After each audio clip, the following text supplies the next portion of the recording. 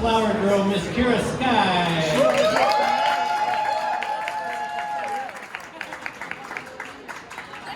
Is that gonna work with the light on? Okay,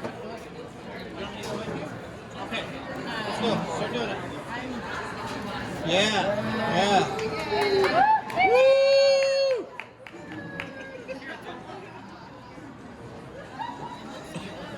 Woo! So for those of you who can't see, we have flower petals all over.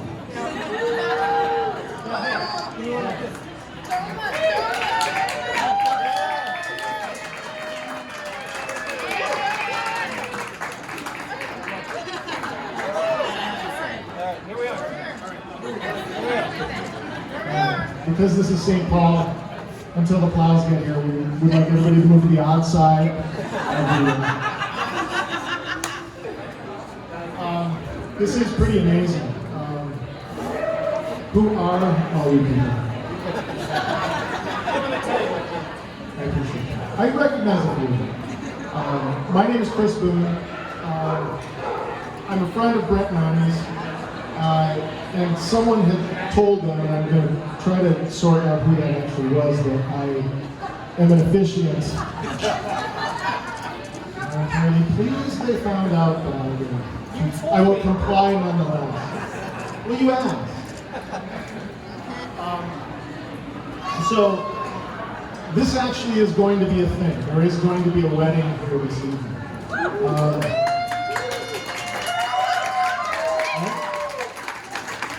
So, I've been licensed to officiate weddings through the United Church of Bacon. And that sounds like a joke, but it's not. It's a real thing. You can Google it. We have Google. You can look this up. And I've only officiated one wedding in my life. That was my nephew's about 4 years ago. And they have a kid now, so I'm hoping it's legit. So this is not just a role-playing exercise. This is not a simulation. This is real. And really quickly, we'd like to thank Matt from Lake Monster to provide us with this great space. This little corner in the back next to the boxes. I think they call it the storage area. Is that right? The storage space? It won't be long. It's a very brief ceremony, which is why we're making most of you stand up during this whole thing. It's a party with a little wedding shoehorned in. It's kind of like when they have a hockey game. It's like you're fighting, a hockey game broke out. It's just exactly like that. So you people have come from all over the place to witness this day, and we arrive in Anie and Brent's lives from different points of entry, different paths.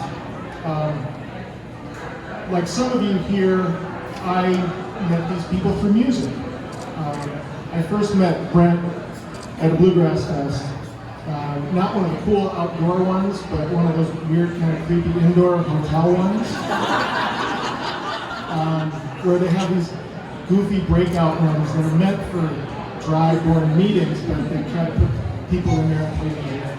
And you never know what you're going to get when you've got this great jam going, excellent groove, and you don't know who's going to come in the game. And so I remember it was about 8 years ago, and we had this awesome jam. And then this guy comes in. I think he had just learned how to play the mandolin. We made room for him, we scooted over him. And for whatever reason, we had a connection meeting.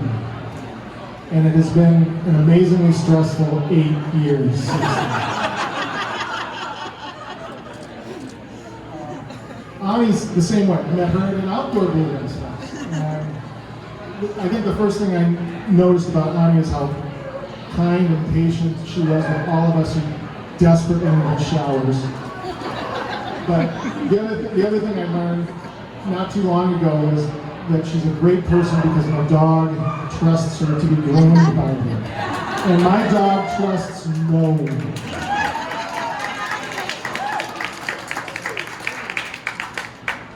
So the rest of the story for these two goes back probably 20 years. Somehow before me, I don't know, what started as a friendship grew into a dating relationship.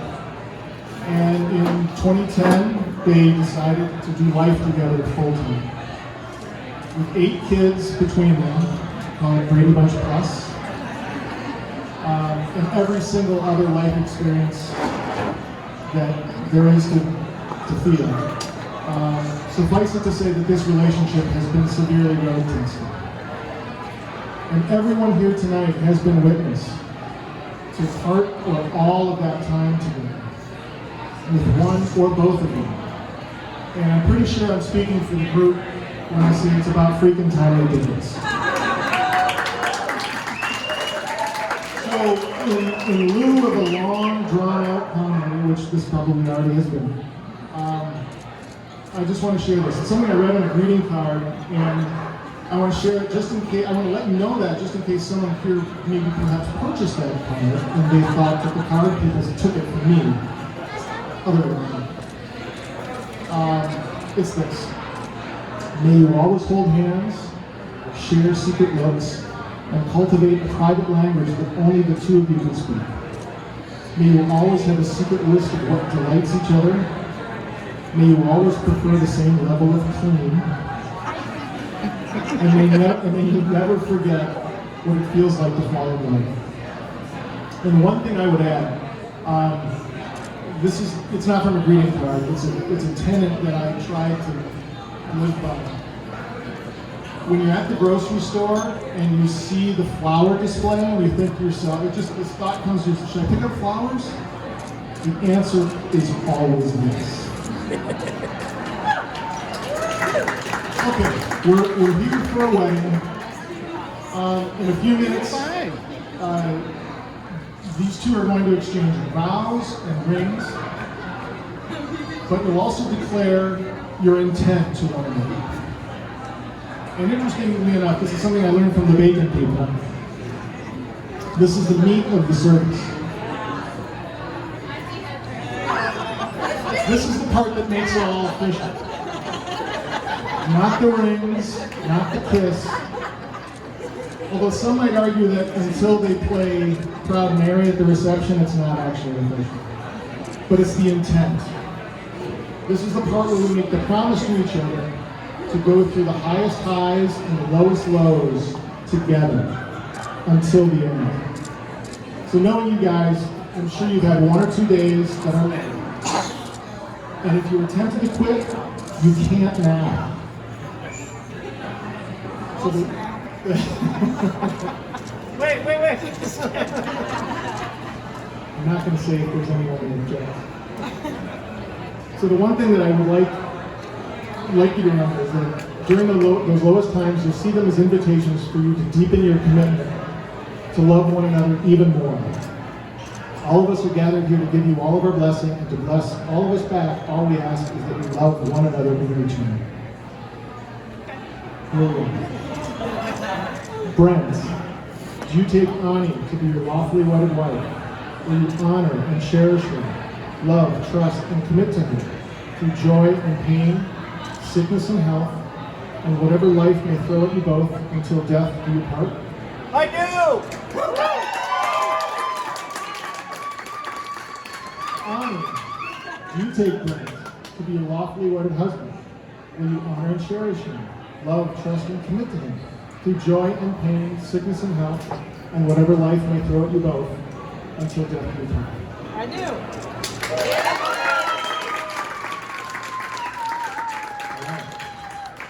The wedding ring. It's a symbol of attachment. Yes, get this together. It's a symbol of attachment and of belonging. Not of possession, but of partnership. And from what I see going down right now, Brent and I will exchange the ring.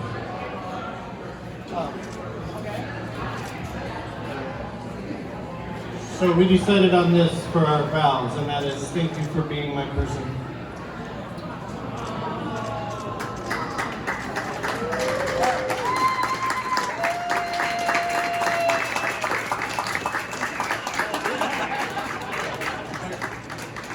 All right. Thank you for being my person.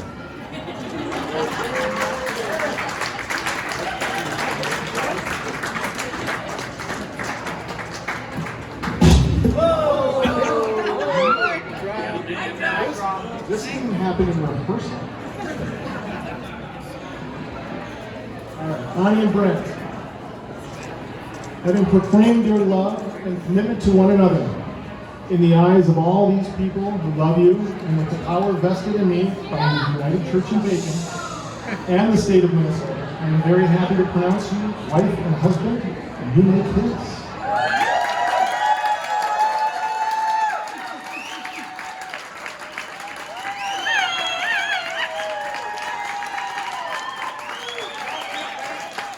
And now Brent has a few words he'd like to share. As I said, thank you for being here. If you know Anie very well, she's a bit of a tomboy. And watching her get ready for this has been really, really wonderful. I already loved her more than I ever thought I could, but this keeps getting better all the time. But all of you people that are here, I want to introduce you to each other, because as Chris said, you came from different places, and when I speak of you, go ahead and give yourselves a hand so everybody else knows who I'm talking about. And I want to start out first with Anie's kids over here. They share their mama. They got the best mama in the world, and they share her with me. And so there they are.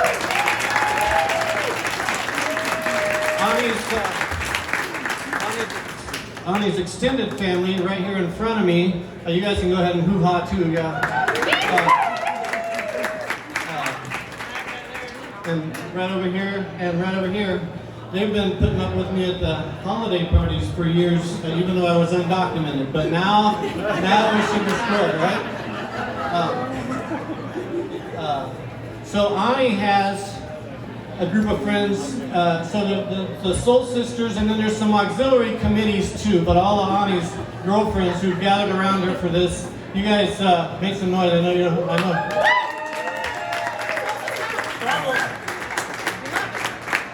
Yeah, and the other people is a lot of the people that I play music with.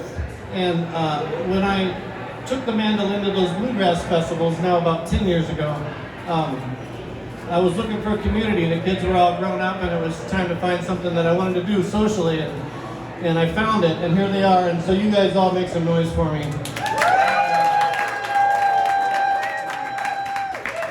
I also want to thank Matt. He's been great to get this going. And there's a small group of people that we call the neighbors, and that's because they were our neighbors. And yeah, so you guys all make a little noise for us here.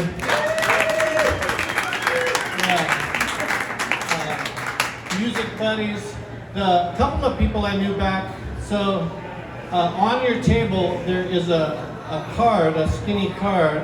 On the back of that there's some lyrics. So Anie and I had been on a hiatus, you might say, for a while, and we hadn't spoken.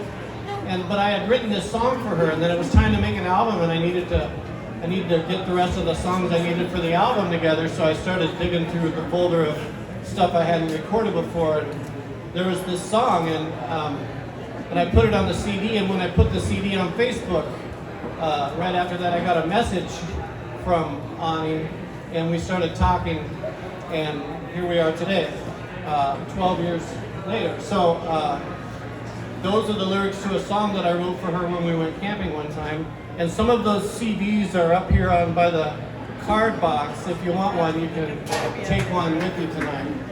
But from the moment I had a songwriter thing, and I met my next two friends who are going to sing us out of this thing, Ben was actually at the release show for that CD, and that was the first time, that was like Anie and I's first date.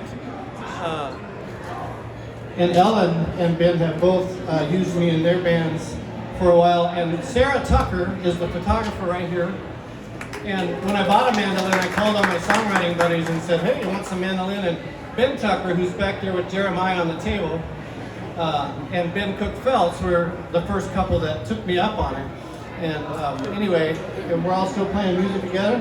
And so Ellen has this great song. I work with her a lot, and in her shows we do this song, and we're going to have Ben and Ellen sing us out with We Are Witness.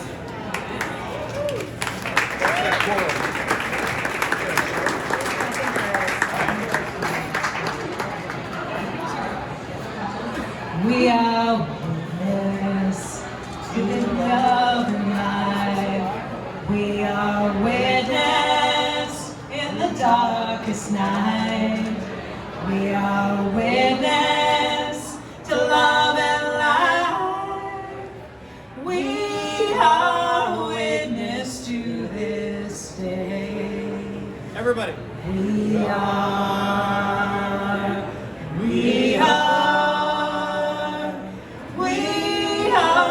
witness to this day. We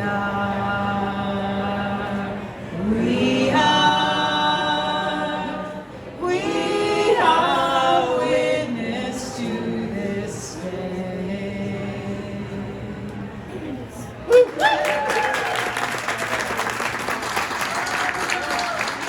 Thank you so much. Please enjoy some food. Grab a CD and give these guys a hug. Thank you.